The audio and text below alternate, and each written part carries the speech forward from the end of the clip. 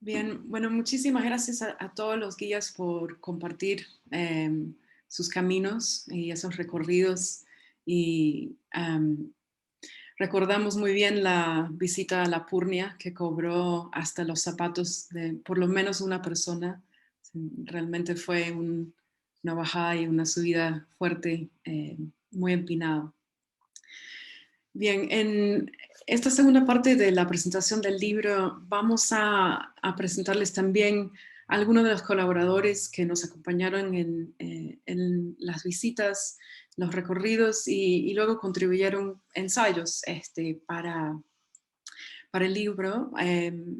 Es importante que estas personas que van a escuchar ahora, todos son profesores, investigadores de instituciones académicas con las cuales hicimos alianza y parte de este proyecto de Entre Ríos, tanto en esta fase inicial como en las fases que se han desarrollado posteriormente, tiene que ver con la integración de prácticas de investigación entre disciplinas, ¿no? Interdisciplinares y ojalá transdisciplinares en comunidades académicas, de forma de crear espacios para compartir atravesando las barreras entre disciplinas que suelen estructurar las instituciones académicas muchas veces, donde también existen estructuras administrativas que no incentivan necesariamente la colaboración.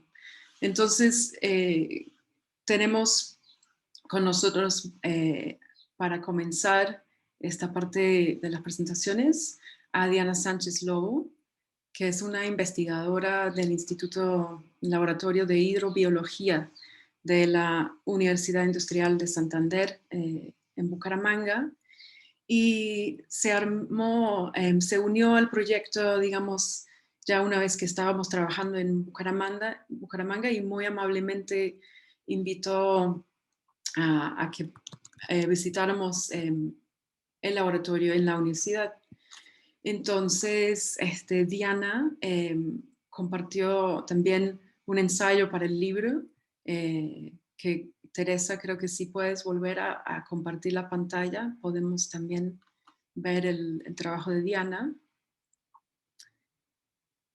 y, y así pueden verlo en vivo y directo. Así que, Diana, muchas gracias por estar con nosotros hoy y te doy la palabra. Hola, bonito día para todos. Gracias Lisa por la intervención y por la presentación. También a María Fernanda agradecer pues por esta invitación y por ese encuentro que tuvimos en la UIS hace un tiempo, donde empezó todo pues para mí, que ustedes ya habían realizado las salidas de campo y tuve la oportunidad de mostrarles un mundo más pequeño, que era lo microscópico. Entonces allí pudimos como integrar lo que nombrabas, diferentes disciplinas en donde aprendimos mutuamente, pues tanto de los organismos del agua como de la importancia de este recurso y pues casualmente estuvimos en un mismo lugar visitando en días pasados a don Orlando, que anteriormente lo nombraron, en el páramo del Almorzadero. Entonces, pues después de esta invitación y del cambio que tuvimos con la pandemia, empezamos a escribir en este capítulo que se llama Nuestro mundo de agua. Presento pues un poco de la ciencia que estudia todo lo que es los organismos acuáticos y las variables físicas y químicas del agua, pero dando un recorrido desde la montaña, desde el páramo, hasta las zonas bajas del Magdalena Medio, que posteriormente pues terminan en nuestros mares. Entonces, allí se depositan algunas imágenes de varias salidas de campo que yo he tenido en el territorio santanderiano, desde los páramos hasta las ciénagas, en nuestro Magdalena Medio, de algunas de las personas que son las más importantes y los actores sociales que están en los lugares que muchas veces recorremos con las personas que nos acompañan del semillero, con los chicos que están aprendiendo, con los tesistas, con los profesores que se nos unen y finalmente que son los actores que conservan pues todos estos sistemas porque están allí y son quienes pueden protegerlos. También hago una pequeña descripción, pues de acá en este momento se está presentando una pirámide de cómo van los organismos más pequeños ligados con el ser humano y pues la importancia de ellos. Y también se ve un chico, por ejemplo, viendo al microscopio, porque nosotros, como lo nombraba Lisa, no solamente estamos como estudiando y aislados en un laboratorio o con salidas de campo, sino también tenemos muy presente la parte social, y la idea es que siempre que hacemos un trabajo o una investigación, vayamos de nuevo a las comunidades enseñando qué fue lo que encontramos y por qué es importante, y tratando de aprender tanto de ellos como de enseñar lo que nosotros hemos descubierto. Entonces, enseñamos a niños, a jóvenes, a adultos, a cualquier persona qué es lo que hay allí. Aquí, por ejemplo, hay algunos organismos que se encuentran en el páramo, que los estuve fotografiando para el libro exclusivamente, de las muestras que se tomaron allá en el páramo del Almorzadero, en la laguna de los Tutos. Nosotros visitamos esa laguna y otras lagunas. Y pues como pueden ver, no, estas por ejemplo son algas. Hay algas. En la siguiente creo que ya hay otros organismos un poco más grandes. Y después se presenta pues cómo es la integración de todas estas comunidades a nivel biológico y la importancia de ellas. También es un mensaje de la integración de lo que hacemos desde la parte de la sociedad y la academia, para mostrar a cualquier persona pues la importancia de este recurso, que finalmente es el que nos une, el agua, y que todo depende pues de la vida, toda la vida depende del agua.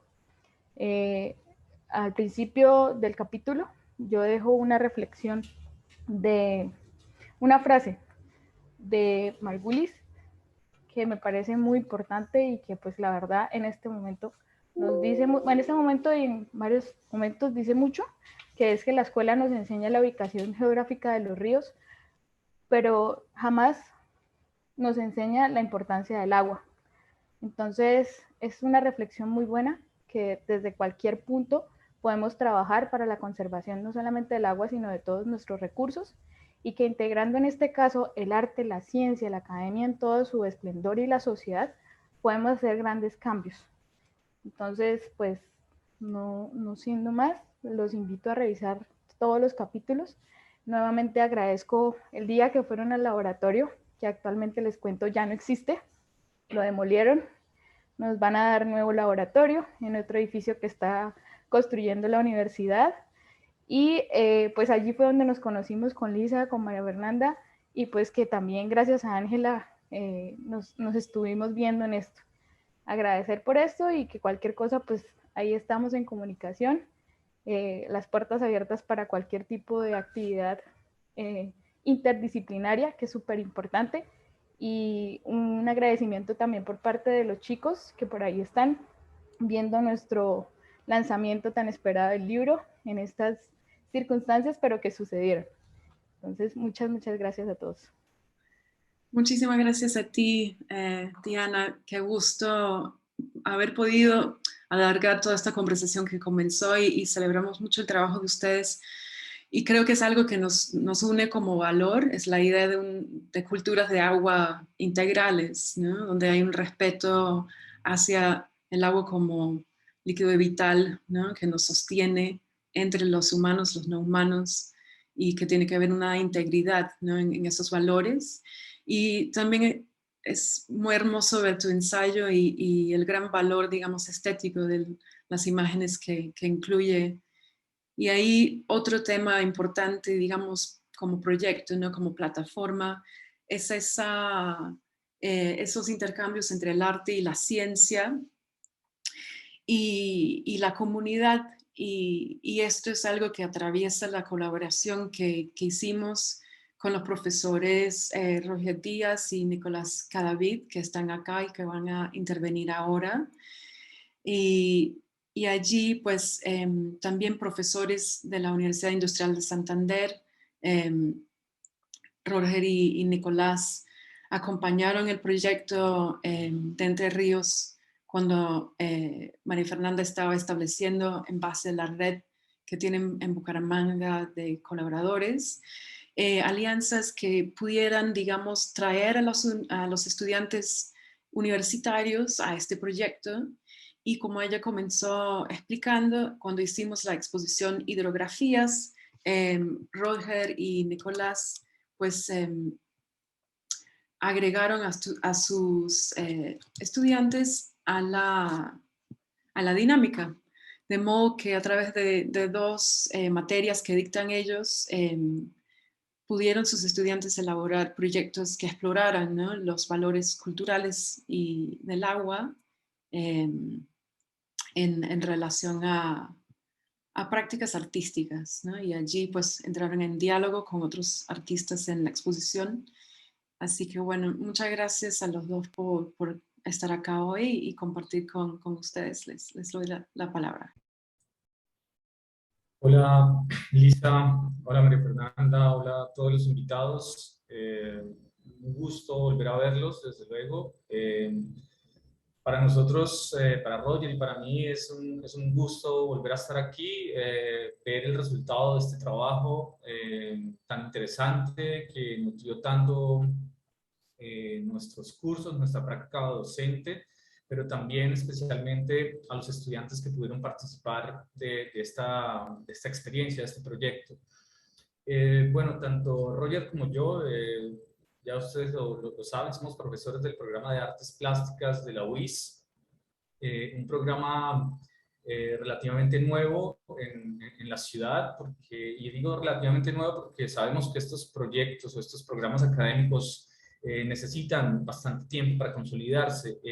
La carrera más o menos fundada hacia finales del siglo pasado, de una manera o una forma de aglutinar una serie de inquietudes y esfuerzos referentes a la enseñanza del arte en la ciudad. Recordemos que es la única escuela de artes que tiene la ciudad y que su importancia ha sido cada vez más notoria para la consolidación de estos procesos en Bucaramanga. Pero solo más o menos hasta el año 2003 la carrera, digamos que vio sus primeros frutos con la primera promoción de egresados, y ya desde entonces, desde hace casi 20 años, los egresados, los estudiantes se han visto digamos, enfrentados a un curso que se dicta hacia final de su carrera, que se llama Arte y Comunidad. Este curso es un curso que yo dicto desde hace ya bastante tiempo, más o menos unos 6, 7 años desde que ingresé a trabajar en la UIS. Y es un curso que a mí todavía se me antoja un tanto, digamos, revolucionario, si lo vemos desde el momento en el que inició, es decir, hace más o menos unos 20 años, no era del todo común hablar de este tipo de prácticas artísticas que involucran contextos o poblaciones específicas. En ese sentido, yo siempre he tratado de darles a los estudiantes esa perspectiva histórica de lo que representa estudiar este tipo de temas desde una ciudad como Bucaramanga y desde un tiempo en el cual todavía, digamos que las discusiones en torno a la estética relacional, por ejemplo, no eran tan comunes.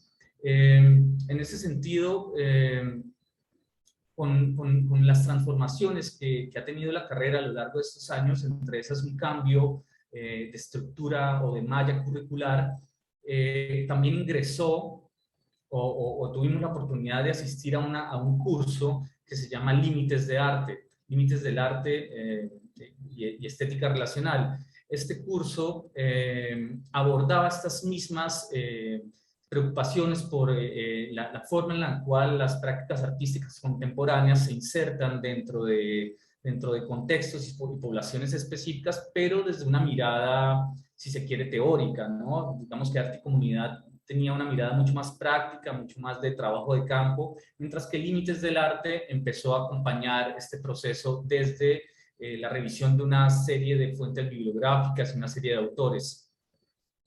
Sobre esta perspectiva, yo conozco a Roger y Roger empieza a trabajar este curso de Límites del Arte y veíamos una suerte de ausencia en la carrera de conectar ciertos cursos que podían cruzarse y que podían alimentarse el uno al otro. Es así como decidimos trabajar juntos, decidimos empezar a pensar cómo estos dos cursos podían avanzar de forma paralela y fue allí que iniciamos con un primer experimento, con un primer intento hace más o menos unos 3 años de unir estos dos cursos. Vimos que los resultados fueron positivos, se produjo una exposición y después es cuando aparece pues, la invitación de Entre Ríos a que lográramos vincular estos cursos al proyecto de revisión de fuentes hidrográficas que traía este proyecto. Con base en ello, es que decidimos trazar una suerte de hoja de ruta, y así fue como titulamos también nosotros el texto que compartimos o que escribimos para este libro. Y esta hoja de ruta básicamente cuenta con 6 pasos muy sencillos, que podrían, digamos, ilustrar de qué manera nosotros asumimos este proceso académico con los estudiantes. En una primera instancia, pues es la presentación del curso, obviamente que trata el curso, una bibliografía base que traía yo, que traía Roger, pero además una bibliografía que nos compartió Lisa y María Fernanda. Además de eso, se presentó el proyecto Entre Ríos. En un segundo punto sería la presentación de unas primeras aproximaciones por parte de los estudiantes al tema. En tercer punto, ya sería como tal el trabajo de campo, que es lo que más tiempo tarda de realizar, que es digamos, la inmersión de los estudiantes en cada uno de esos espacios que decidieron explorar. Posteriormente fue la resolución formal de los proyectos y una suerte de curaduría que realizamos junto a Lisa y María Fernanda para escoger algunos proyectos. Posteriormente vendría el desarrollo de los textos de los estudiantes a partir de los procesos creativos y finalmente el montaje de la exposición Hidrografías y la publicación del segundo número de Asamblea Permanente, una publicación que surgió precisamente de este diálogo que tuvimos con Roger a partir de nuestros cursos. Y es así como dejo a Roger que explique un poco cuál es el concepto o el desarrollo de Asamblea Permanente. Bueno, buenas tardes. Una alegría estar acá en el lanzamiento de algo que empezó como una idea, como un pensamiento vago y unas conversaciones que nos llevaron a generar unas colaboraciones. Creo que uno de los fundamentos que tienen estos cursos de arte y comunidad y de arte relacional son las formas colaborativas de las prácticas artísticas, sobre todo partiendo de ese reconocimiento de la otredad o del otro. Muchas veces uno podría hablar de la idea romántica del arte, de aquellos artistas que trabajaban en sus respectivos talleres y generaban algunas introspecciones y unas prácticas artísticas muy particulares a partir de esas percepciones. Cuando nosotros pensamos en unir estos cursos, teníamos una idea romántica, pero una idea romántica mucho más amplia de ese reconocimiento a la otredad, pero también de un reconocimiento a nosotros mismos. Gadamer plantea que el arte o el ser humano se presenta frente al arte cuando se encuentra a sí mismo, pero cuando nosotros planteamos un poco esas revisiones de Kurt Bishop, esas revisiones de Nicolas Bourriaud, entre otros autores, también hay un acercamiento al otro. Y cuando tuvimos la posibilidad de empezar los diálogos con Entre Ríos, María Fernanda y Lisa, pues también nos encontramos con otro actor que era la naturaleza y los diferentes ecosistemas. Y un elemento fundamental como lo es el agua y la relevancia de las cuencas hidrográficas en los diferentes territorios. Entonces, en ese sentido teníamos varios elementos que permitirían la posibilidad de generar unas prácticas dialógicas y unas confluencias para explorar dinámicas sociales. Tenemos territorios, tenemos unos actores que están en ese territorio, esos habitantes, ese otro que habita y que puede generar también unos diálogos con estos investigadores que pues ese era como el centro fundamental del trabajo, de ese ejercicio de investigación, creación, donde los estudiantes ya tenían unas inquietudes muy particulares y muy puntuales. Una identificación de un territorio, una problemática a partir de las cuencas hídricas y una intención por sumergirse en esos territorios y en esos diálogos con estas personas para poder generar unas propuestas artísticas que pues van a estar relacionadas no solamente con, digamos, con la observación o como con esas relaciones que pueden observar en los territorios, con las fuentes hídricas y con las personas, sino también una inmersión, como les decía, en ese microcosmos. O sea, es ver esos cosmos que hay a partir de los territorios y sobre todo todas esas relaciones que se pueden establecer. Y cada uno de estos estudiantes pues habría la posibilidad de entenderlo de una manera amplia, sobre todo porque también se hicieron talleres, gran parte de los estudiantes participaron en las caminatas y en los ejercicios que se hicieron con Entre Ríos, y luego ellos también pues planteaban sus propios problemas en sus territorios establecidos. Y ahí es cuando empezamos nosotros a ver una especie de sinergias y de convergencias donde los estudiantes plantean unas lecturas propias de los territorios y las relaciones con las fuentes hídricas. Y de ahí empiezan a proponer unas propuestas plásticas. A partir de esos microcosmos que ellos encuentran, uno de ellos por lo menos era, uno de los proyectos se llamaba Memorias de Don Juan, encabezado por Ana María Salcedo, donde ella plantea el problema de cómo se recogía el agua en Bucaramanga hace unos años, o sea, cómo era la recolección antes de que existieran acueductos y cómo existía ese primer acueducto de las 3Bs, y se acerca a los territorios y se da cuenta que todavía es una fuente hídrica muy rica, que está abandonada, que está invisibilizada, pero que también puede ser mostrada como un punto de confluencia de diferentes relaciones de un territorio determinado y de unos habitantes. Entonces hace esa producción a partir de ello. También vemos un trabajo como el que hizo Dayana Cordero, titulado Río Bajo, donde también explora el río Magdalena en la parte media y baja, y empieza también a tener esos ejercicios dialógicos con la población y a entender el río también como un sujeto activo. De la misma forma, Gerson Asmed Pereira tiene un proyecto que se llama Sembrando Agua, y es donde encuentra particularidades donde la comunidad y los colectivos generan unas relaciones místicas también, que pues son bien conocidas a nivel universal en términos de la existencia del ser humano, pero pues con sus particularidades en los Andes orientales, sobre todo en regiones como San Gil, donde se puede sembrar agua y donde se establecen unas relaciones del cuidado con el agua. Y a partir de ello, pues también plantea unas propuestas artísticas.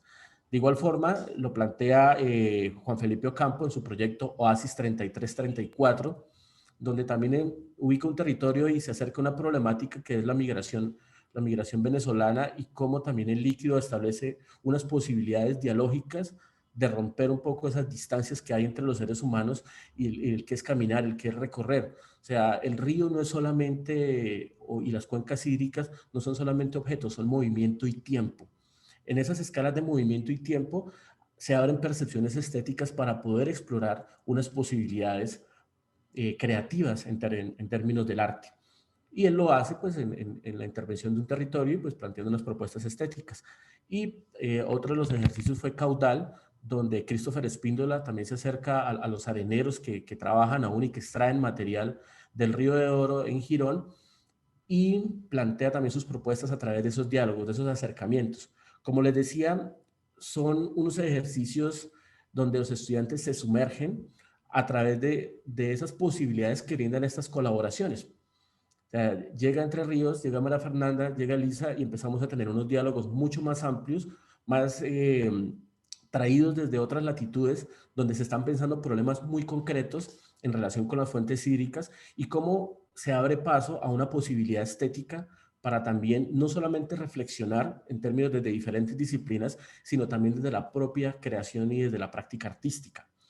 Y pues prácticamente nuestra colaboración en ese sentido, y el texto lo evidencia, y cuando ustedes lo puedan revisar, muestra un acercamiento metodológico también, donde la reflexión y donde el ejercicio discursivo y práctico vislumbran las posibilidades creativas que pueden tener los artistas, pero no solamente en un aspecto particular y personal, sino a través de un espectro dialógico muchísimo más amplio, y que le da la posibilidad de generar prácticas artísticas mucho más conscientes en el sentido del reconocimiento del territorio, en el sentido de las problemáticas, de las dinámicas sociales en las cuales estamos inmersos las comunidades que habitamos los diferentes territorios, pero también la posibilidad de resolver preguntas comunes que no solamente desde la disciplina del arte se pueden plantear, sino también desde la literatura o desde otros tipos de formas culturales de conocimiento,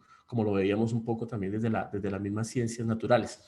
Entonces, todo esto generó una posibilidad metodológica, como lo explicaba el profesor Nicolás, unos pasos a pasos y es tender una ruta, tender una posibilidad para crear ese espectro de creación artística que junto con los artistas como Alejandro, Jaime, como Teresa Müller y los demás que acompañaron, pues veíamos cómo hay unos puntos de encuentro frente a la conciencia de la creación artística, pero también a la percepción sobre las dinámicas sociales y culturales de las comunidades.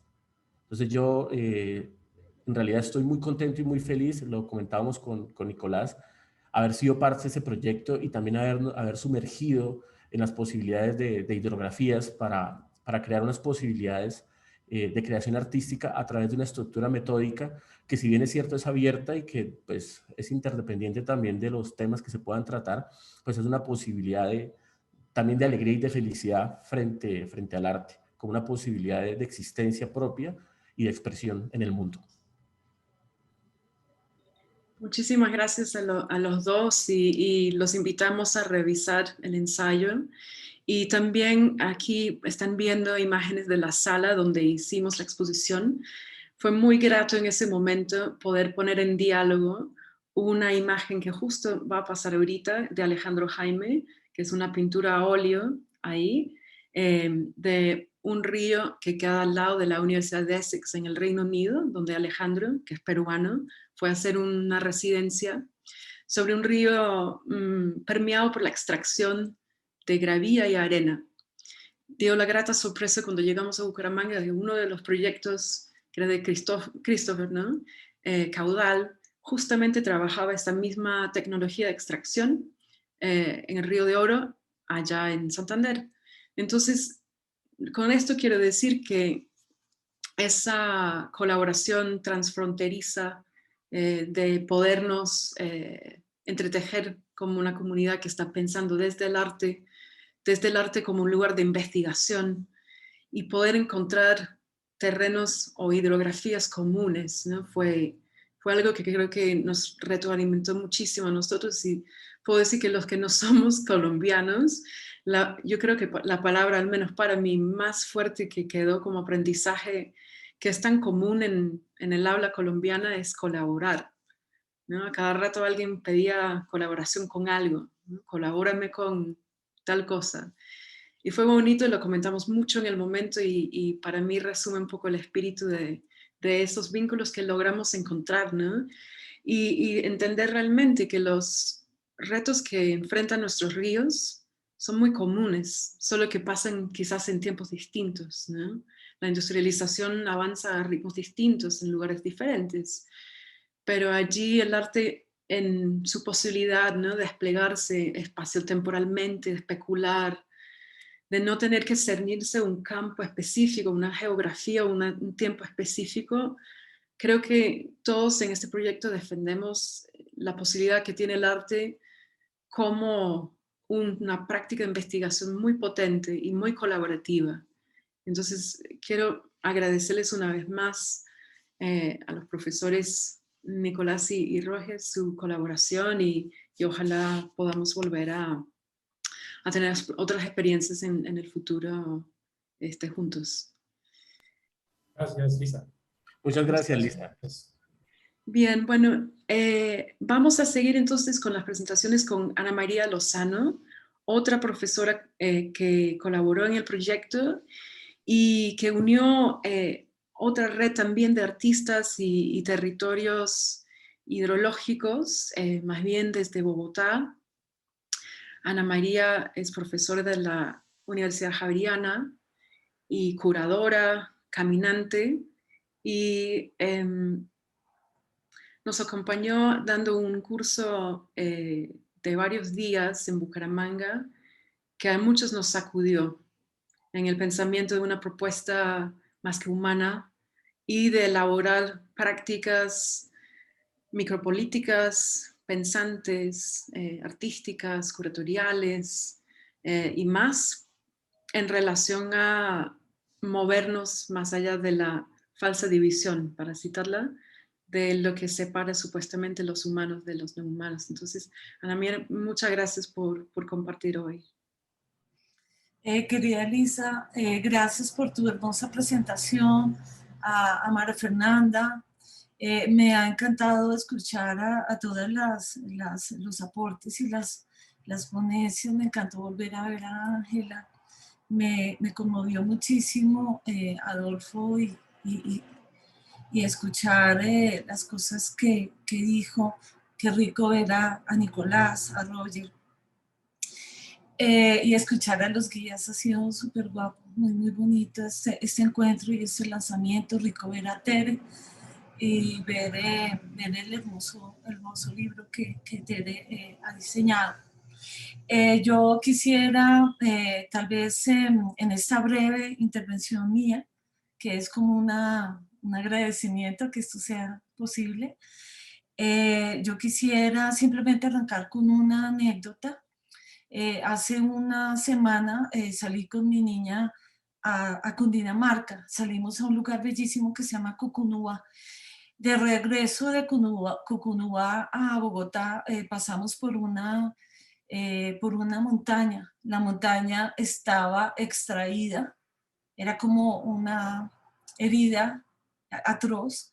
Era parte, digamos, de una minería a cielo abierto, y al otro lado uno alcanzaba a ver el otro lado de la montaña y eso estaba lleno de grúas, estaba lleno de maquinaria pesada. Esa montaña no tenía ya ninguna zona verde, era amarillo. Y ayer tuve la posibilidad de estar también en Cundinamarca, en Huasca, en otra montaña, caminar por esa montaña, por ese filito de la montaña, y yo sentía la montaña y la montaña estaba viva. Yo quiero contar esa anécdota para decir que con Entre Ríos y en este primer momento en el que tuve la oportunidad de ir a Bucaramanga y caminar juntas y juntos, esa experiencia de sentir el territorio, de sentirlo con uno, cuerpo a cuerpo, de escuchar las aves, de sentir los zumbidos de los insectos, de sentir las respiraciones agitadas de las colegas y los colegas, de sentir en la piel el calor o el frío, de entender la vegetación, de entender los aromas, de entender las brisas y las ramas. Esto que yo estoy describiendo tiene que ver con unas formas distintas posibles, muy fáciles, de conectarse con el planeta, de recordar que uno es parte del planeta, de recordar que hay maneras no extractivistas, no asesinas, no matonas, de conectarse y de entender que desde luego uno puede hacer uso, el otro también hace uso de uno, no sé, los pájaros, un ecosistema es una comunidad de vivientes y no vivientes que se ayudan mutuamente de diferentes formas, sin necesidad de matar, sin necesidad de exterminar. Y yo creo que el caminar hace eso. Yo creo que el caminar le recuerda a uno que uno es cuerpo. Y cuando uno se acuerda que uno es cuerpo, uno se empieza a conectar con los otros cuerpos de una manera amorosa, de una manera compasiva. Yo creo, María Fernanda, Lisa, Nicolás, Roger,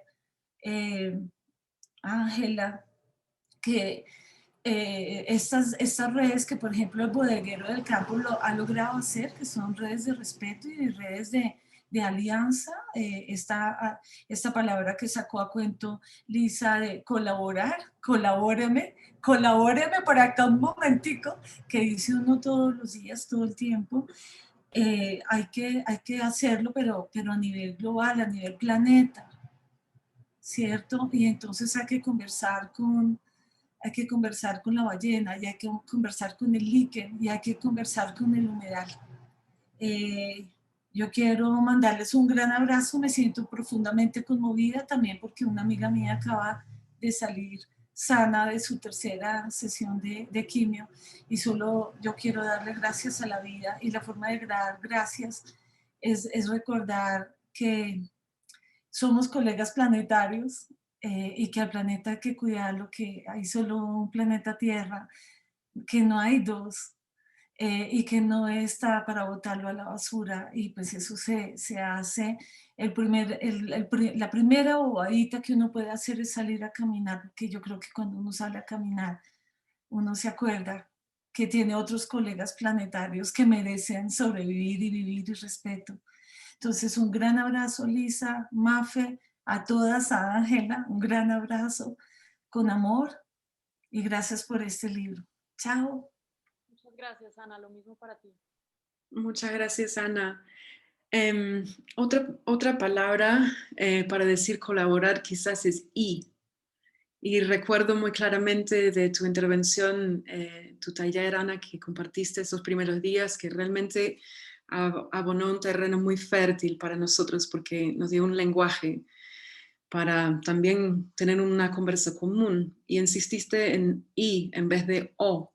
Las conjunciones son importantes y forman parte de la colaboración. Y quiero recordar ese aporte que es tan solo una letra, pero que fue muchísimo más que eso. Así que te agradecemos justamente creo que Teresa va a compartir la pantalla con el glosario que también ofreciste para el libro, que está ahí para que lo revisen. Y el glosario forma parte de la serie de ensayos que salieron del ensayo editorial que presentamos en vivo, y Ana María nos dio un glosario de emergencia para una discusión antiantrópica. Allí hay muchas pistas en forma muy condensada para pensar cómo articularnos, no solamente en la palabra, sino en la acción. Así que los invitamos a leerlo y a ejercerlo, ¿no? Entonces, mil gracias, Ana. Seguimos colaborando. Sin duda alguna. Claro que sí, Lisa, súper. Un abrazo grande.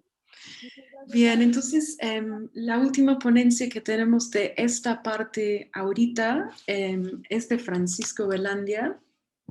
Francisco es profesor de la UIS también, de la Universidad Industrial de Santander, geólogo, y nos acompañó en tan solo una de las salidas, pero estuvo en las cartografías cruzadas, que fue una actividad que planteamos como parte del arranque del proyecto, donde tuvimos presentaciones muy breves, al modo pechacucha, de muchos saberes distintos, incluyendo a los bodegueros, que han escuchado hoy, a varios artistas.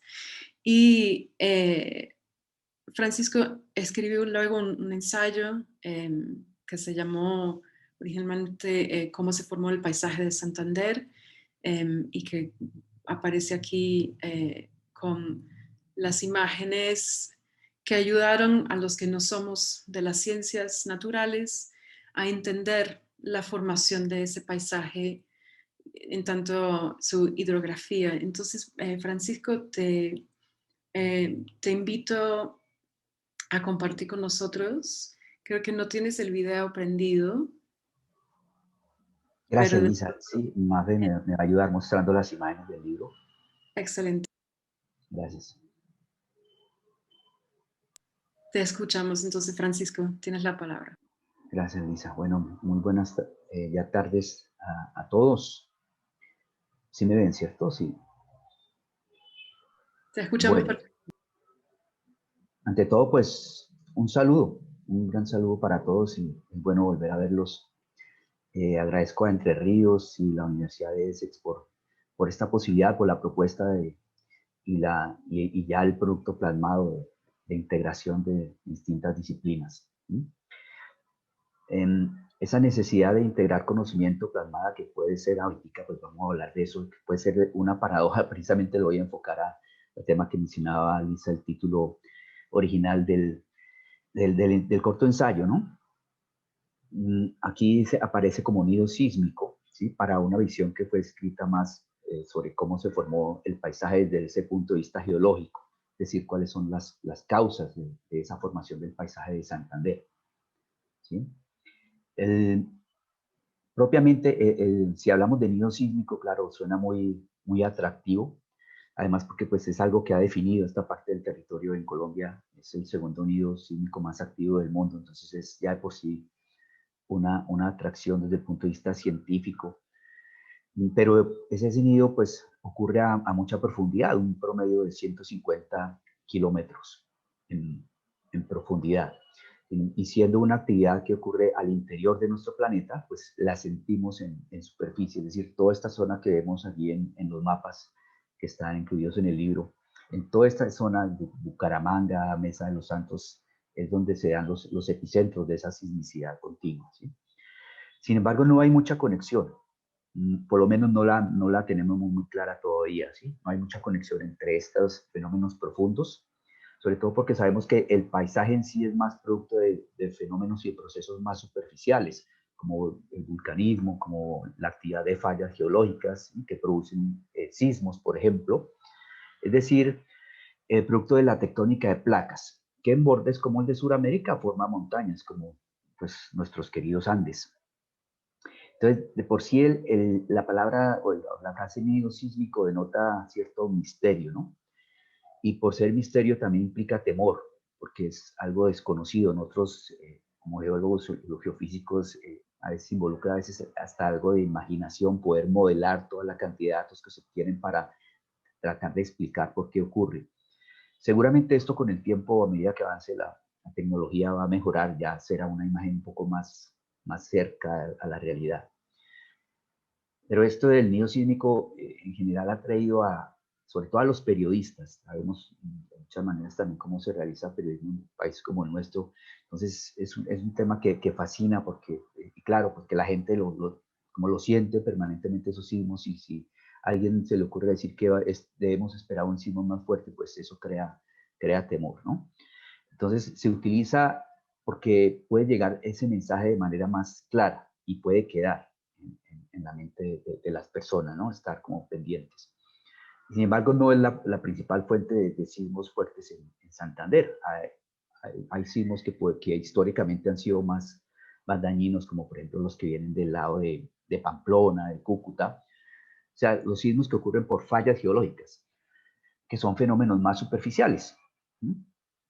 Entonces, por eso cuando el libro llegue a algunos colegas, seguramente por mí va a haber como un poco de reclamo, ¿cierto? Porque no hay como mucha rigurosidad desde ese punto de vista técnico. Y es porque quizás nosotros, los que nos dedicamos a esto de observar y analizar el planeta, sea algo de ciencia, somos como muy rígidos también en nuestro pensamiento. Este trabajo con distintas disciplinas, sobre todo desde este punto de vista artístico, ¿sí? Y cultural, pues sirve también para que nosotros aprendamos a ser más flexibles, y esa flexibilidad implica también cómo hacer para llegar más fácil a la gente con nuestros mensajes de ciencia, cómo hacer que la ciencia se entienda de manera más fácil. Eso es uno de los principales objetivos, pues por lo menos mío, de este trabajo tan interesante con un grupo de artistas, gente dedicada más a la cultura. Entonces, por eso, si miramos ese nido como una acción interna desde el punto de vista tectónico, eso se contrapone a unos fenómenos más externos, básicamente jalonados por el clima, ¿sí? Es decir, es un diálogo de opuestos, es una dialéctica, ¿sí? Que dan como resultado el paisaje, ese relieve que vivimos. Y en ese diálogo de opuestos, pues el agua es uno de los principales agentes de formación, es decir, como nuestra artista principal, la que taladre y esculpe ese paisaje. El agua aprovecha esas zonas de debilidad de la corteza, que son definidas como fracturas y fallas. Entonces, no solamente para moldear la corteza con quebradas, con ríos, con cañones, sino que se va percolando lentamente y se va hundiendo para formar acuíferos y manantiales que son tan vitales y fundamentales en la vida del campesino, por ejemplo, ¿sí? Tener un manantial es una riqueza, es de las mayores riquezas que un campesino pueda tener en su terreno, en su finca. Si lo vemos así, pues otra protagonista entonces del paisaje y en esta zona específica de Santander, es la falla de Bucaramanga, ¿sí? Como una zona muy ancha de debilidad, pero que así como nos favorece el destapar inclusive posibilidades de agua subterránea, a veces también destapa, claro, otras riquezas del subsuelo, que según el manejo que se le dé, pues pueden volverse ya, esa riqueza se puede ir en contra del mismo ambiente y a veces hasta de las mismas personas, ¿cierto? Como por ejemplo es oro en el páramo. ¿Qué se hace más importante, sacar el oro o conservar el agua? ¿Sí? Esas son de las constantes discusiones que hay que dar, ¿sí? Que se deben dar. Entonces, también implica un riesgo, ¿no? Porque como son fallas geológicas, eso implica fenómenos como terremotos también, ¿cierto? Y esas fallas geológicas por mucho tiempo han definido el curso de ríos, de ríos como el Chicamocha, curso actual parcialmente, pero que también definieron un curso antiguo de esos ríos como el Chicamocha o ríos como el río Suárez, que inclusive alcanzaron a dejar sus depósitos en la zona de Bucaramanga, es decir, ya cambiaron su curso, ¿sí? Por acción de lo que llamamos corrientes piratas, ¿sí? Corrientes pequeñas que poco a poco fueron avanzando en su erosión hacia atrás, remontante, y capturaron unos cursos más importantes y hoy en día pues están desviados de su curso original. Entonces, esa protagonista que es la falla de Bucaramanga también nos define como distintos paisajes, ¿sí? Desde la zona montañosa de lo que llamamos el macizo de Santander, que incluye toda la zona de páramos, el complejo de páramos de Santurbán, y conecta allí con el páramo del Almorzadero, pero lo separa también de lo que llamamos zona de mesas, ¿sí? Zona de mesas que incluye la denominada también mesa de Bucaramanga, que en realidad no es tan mesa, pero digamos el término, o como las mesas de Ruitoque o Los Santos, también llamada Gerida, desde los Guanes, mesas como San Pedro, Barichara. Entonces nosotros desde la geología lo que hacemos es intentar estudiar ese paisaje viajando al pasado para encontrar esas razones, ¿sí? Esas razones de lo que pasa hoy y de lo que vemos en esa corteza o en la piel del planeta. A veces ese conocimiento se queda solamente en monólogos, ¿sí? A veces termina uno hablando como solo de cosas muy técnicas o con los estudiantes, en mi caso que soy pues, profesor de la UIS, de geología. A veces, claro, llega también a publicaciones científicas, en muchas ocasiones en un idioma que no es el nuestro. Entonces, viene parte de muchos de nosotros la preocupación de cómo difundir, cómo compartir y discutir con otros saberes ese conocimiento. Por ejemplo, las culturas antiguas lo transmitían a través de mitos y leyendas. Hay unas en todo el mundo, en Nueva Zelanda, en Australia, bueno, en toda América. Hay un rescate, una preocupación por rescatar todos esos mitos y leyendas, porque era una forma de dar a conocer cómo se entendía esa dinámica constante de nuestro planeta. Entonces, ¿cómo hacer para que ese conocimiento le sirva a la gente, para que llegue, para transmitirlo de forma fácil, ¿sí? Sin que haya lugar a interpretaciones cerradas? Entonces, ¿cómo despertar esas sensibilidades por el conocimiento de nuestro entorno? Y ahí es cuando yo encuentro muy valioso acercarme a un grupo de personas como ustedes, más pues desde el arte, cómo despiertan esa sensibilidad, ¿no? Entonces, que ojalá podamos, cómo encontrar esas fórmulas para que, si es que hay fórmulas, no parece, pero cómo hacer para que la gente también se haga sensible a ese conocimiento de nuestro pasado, ¿sí? Entonces es una necesidad de reconocernos y entendernos, no solo en el pasado de unos miles de años, sino, ¿por qué no hablemos de millones de años? ¿Sí? Entender cómo el tiempo y todos los procesos han definido nuestro entorno, han definido el paisaje, ¿sí? Entender cómo el clima también ha sido fundamental en la formación de unas montañas, entender cómo se entendía eso desde las culturas antiguas, entender cómo eso, por ejemplo, esa formación ese pasado geológico ha definido un relieve y el relieve a su vez ha definido una biodiversidad. Allí es donde podemos encontrar explicaciones. Cómo entender por qué tenemos un territorio rico en recursos y sobre todo en el agua, que es el principal de los recursos, ¿sí? Y que a pesar de ello, estar en un entorno tan rico en agua, con el páramo ahí al lado, tenemos algunas zonas donde hay escasez, ¿sí? Para consumo humano, no hay agua, o muy escasa, entonces tenemos que explorar, buscar la posibilidad de llegar al agua profunda de los acuíferos. Entonces allí es donde tenemos que también garantizar que se dé la recarga de la parte de arriba del páramo, para que a los que tienen es por el clima o por los factores que sean a veces muchos antrópicos, pues nosotros mismos hemos causado ese avance de la desertificación en muchos lugares, ¿Cómo hacer para que la gente que vive en esos sitios no sufra de esa necesidad de agua potable? ¿Sí? Entonces, por eso se hace muy importante el hablar, ¿sí? Y sobre todo en contextos como el actual. Estamos tratando de retomar esa gran posibilidad que tenemos como en escenarios como este de hablar entre nosotros, de entender los diferentes puntos de vista, de ver la posibilidad de integrarnos desde la educación, la apropiación social del conocimiento, el intercambio de saberes, ¿cierto? Especialmente integrar los saberes de las personas que habitan en nuestro entorno, que llevan con sus antepasados conociendo cómo manejar ese entorno. Hablando, por ejemplo, he escuchado ahora esos términos como volcán o la vereda volcanes. Cómo nuestros campesinos aplican ese término no para una zona, un volcán, que en general sabemos que se trata de un volcán, sino cómo nuestros campesinos lo aplican, por ejemplo, para hablar de deslizamientos, de derrumbes. Es decir, que ese entorno tan rico también implica una amenaza, ¿sí? Porque esos derrumbes van a afectar su suelo, sus terrenos, su territorio. Y también puede implicar hasta un riesgo para las personas que se encuentren en zonas que son muy vulnerables.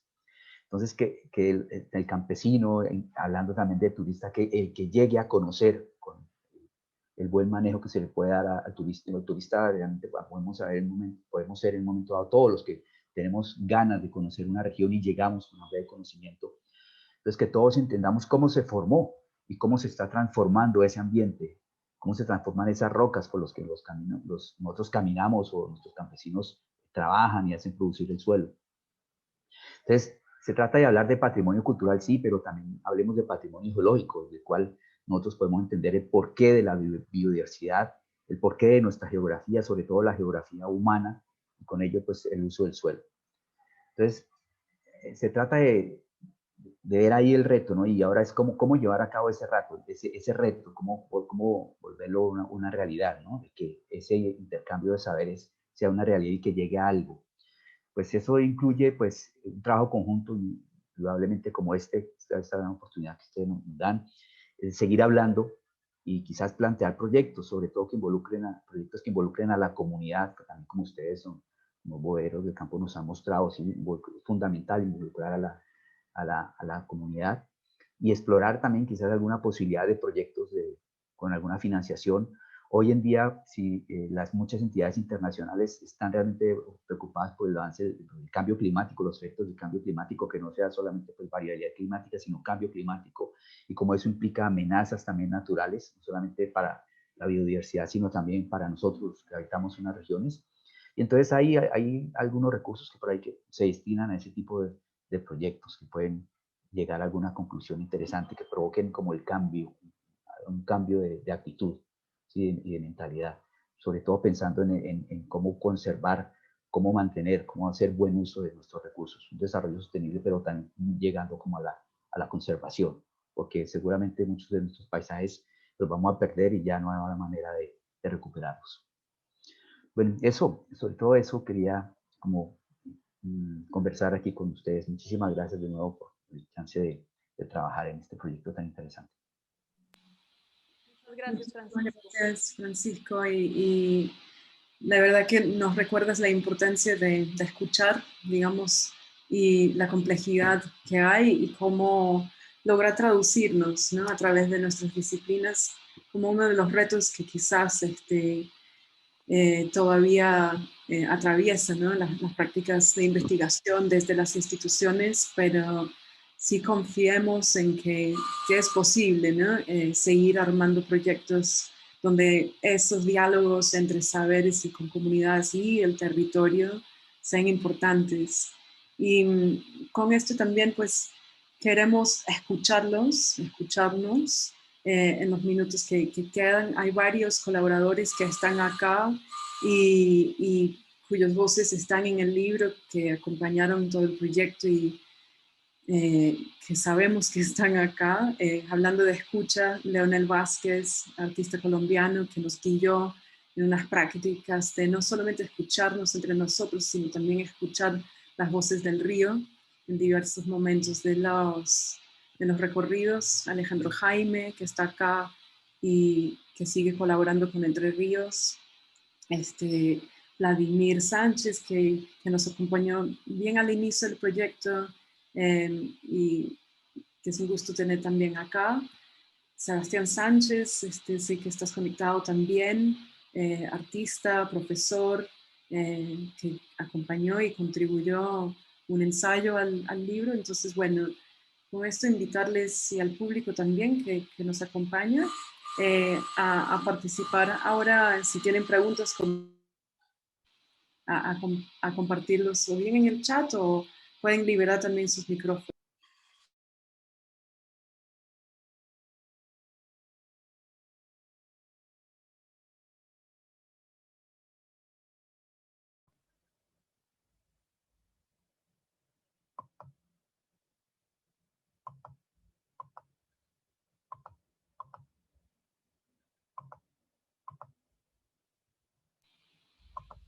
Ana María, muchas gracias por estar. Teresa, yo creo que tal vez, no sé si dejamos de compartir el libro para vernos un momento más bien.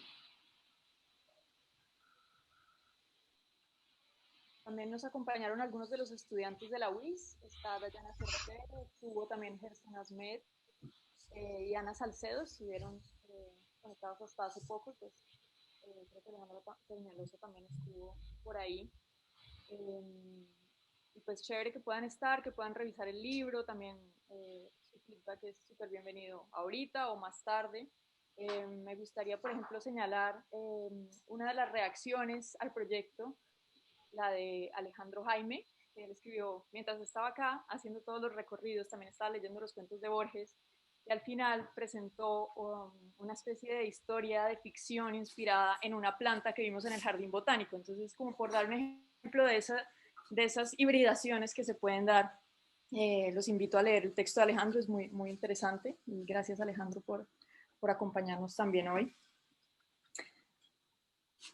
Sí, gracias.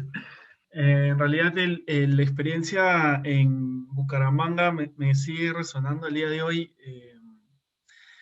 Es una experiencia que considero aún fascinante por el diálogo que se planteó ahí.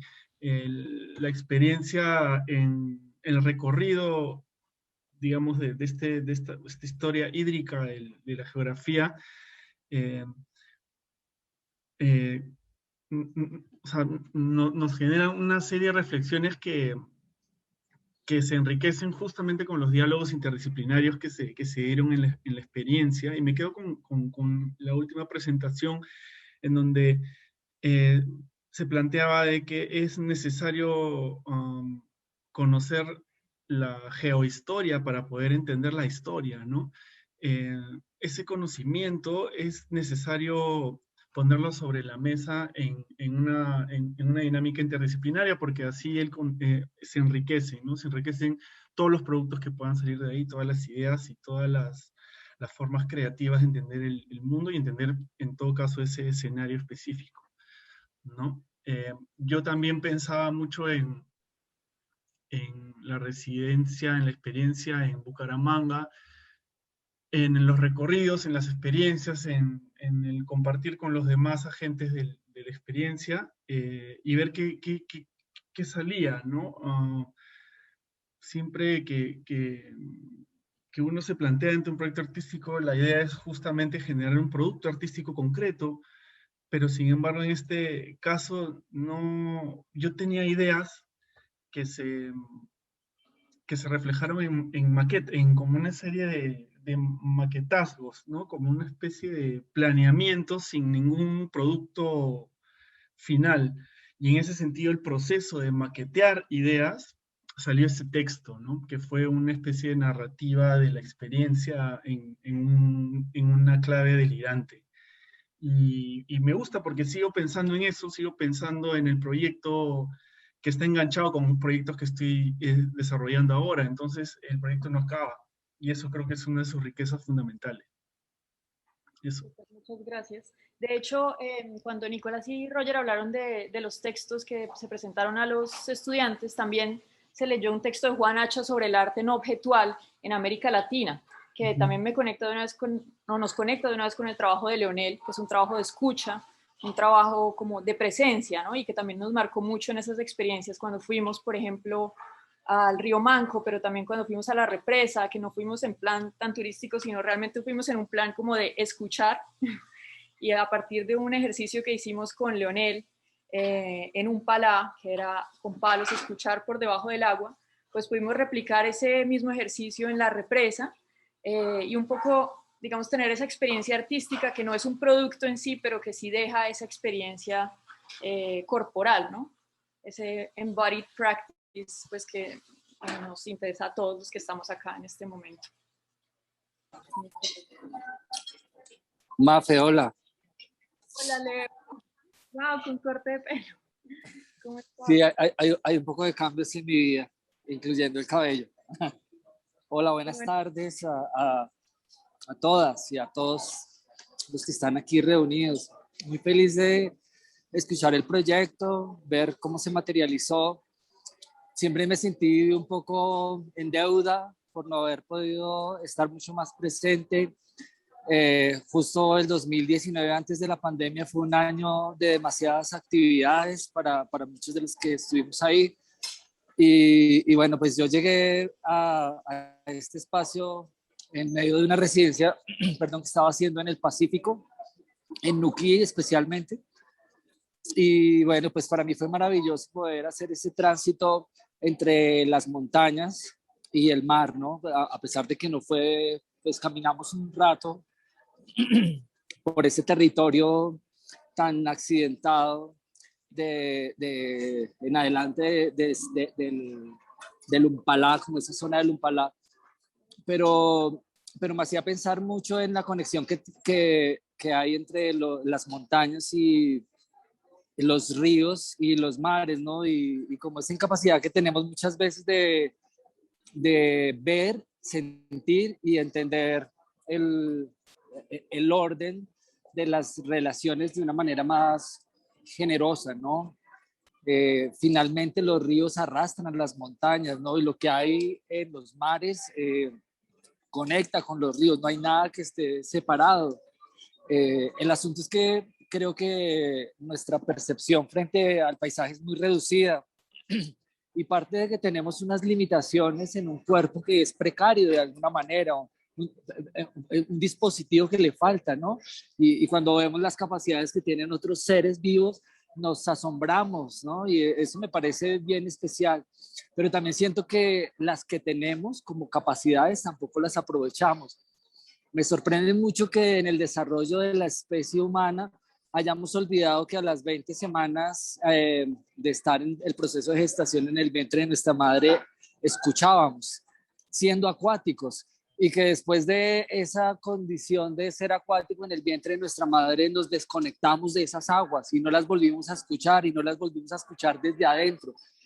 Yo me he esforzado mucho por tratar de generar procesos donde las personas dentro del contexto del arte y de la práctica social puedan experimentar su cuerpo, el paisaje de una manera ampliada, de una manera generosa, de que puedan sumergirse dentro de las aguas y reconocer que somos mamíferos y somos animales, y como muchos mamíferos y animales nos comportamos como tal, y es muy honesto y muy necesario volver a nuestras raíces, que tenemos capacidades de escucha como la escucha subacuática, la escucha ósea, que es poderosa para poder entender otros modos de expresión de los paisajes y quizás con ello otros mensajes. Me parece que es clave todo lo que estamos haciendo en términos de ampliar esos horizontes.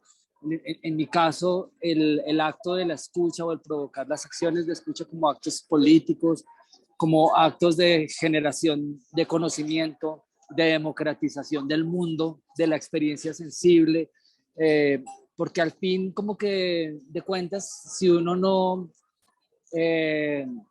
conoce, si uno no se acerca, si uno no experimenta, difícilmente quiere, ¿no? Porque uno no quiere lo que no sabe, ¿no? Entonces lo que hay que hacer de alguna manera es involucrarnos o tratar de gestar como esos espacios y creo que eso fue lo que hicimos ahí en ese, pues como en ese recorrido que desarrollamos en el Umpalá.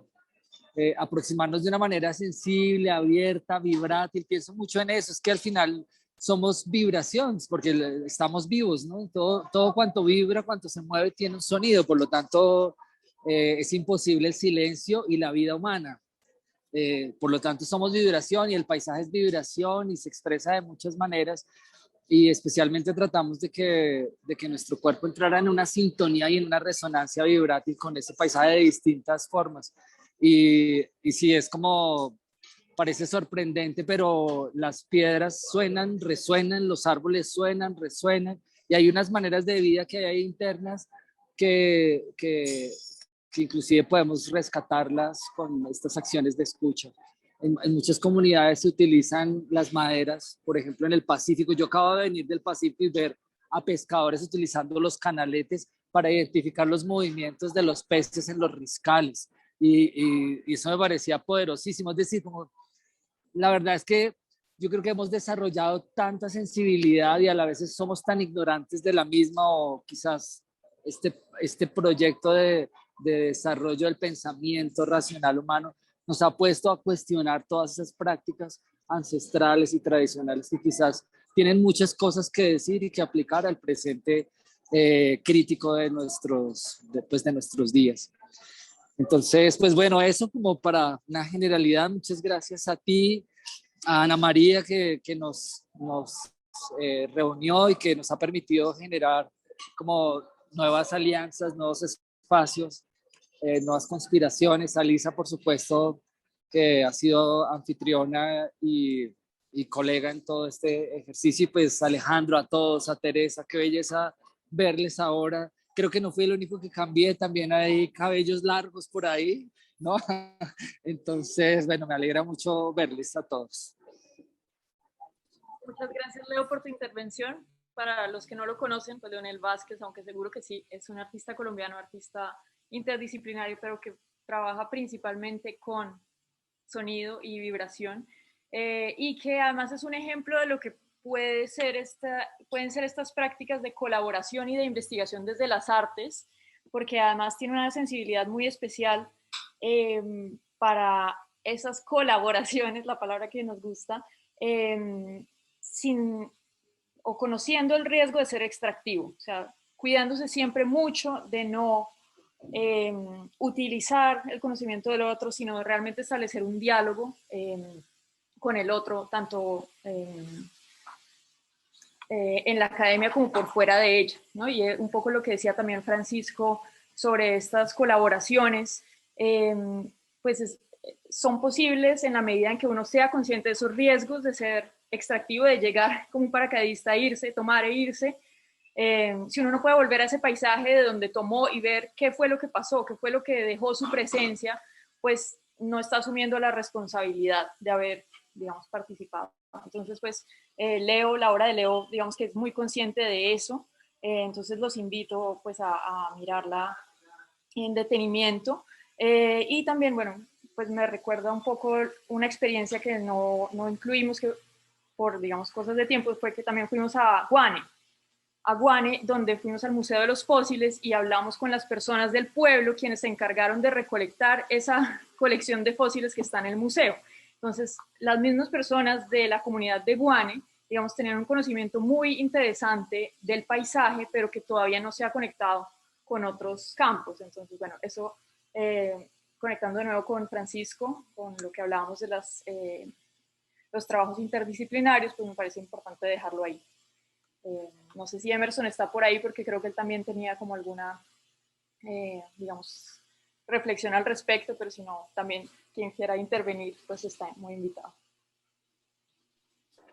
Como estamos hablando un poco de la integración entre saberes, y no sé, me parecería interesante aprovechar que está Abelardo presente y preguntarle él cómo percibió ese trabajo conjunto, cómo lo vivió él o qué opina de esta experiencia como campesino. No sé si Abelardo quiera contarnos eso. Bueno, sí, fue una experiencia maravillosa porque teniendo en cuenta muchas cosas, principalmente que somos personas de diferentes edades, de diferentes, digamos, digamos, ciudades, incluso con Lisa, que fue muy bueno, digamos, poder compartir con ella, porque una persona de otro país, las experiencias, digamos, las costumbres, todo es muy diferente, digamos, conocimientos en cuanto a la vegetación, a las costumbres, a todo, fue una experiencia muy buena, que entre otras cosas, porque he tenido la oportunidad digamos, de llevar a varias personas de turismo, no solamente en La Purnia, en Los Santos, sino también en Zapatoca. Y pues se encuentra uno con personas de diferente carácter, de diferente forma de pensar, y eso es muy bueno porque le dan a uno enriquecimiento en eso, en conocimiento y en el trato, en todo. Eso es una experiencia muy buena y aprovecho para agradecerles por haberme tenido en cuenta para este proyecto. Gracias. Muchas gracias a usted, Abelardo. Muchas gracias, Abelardo.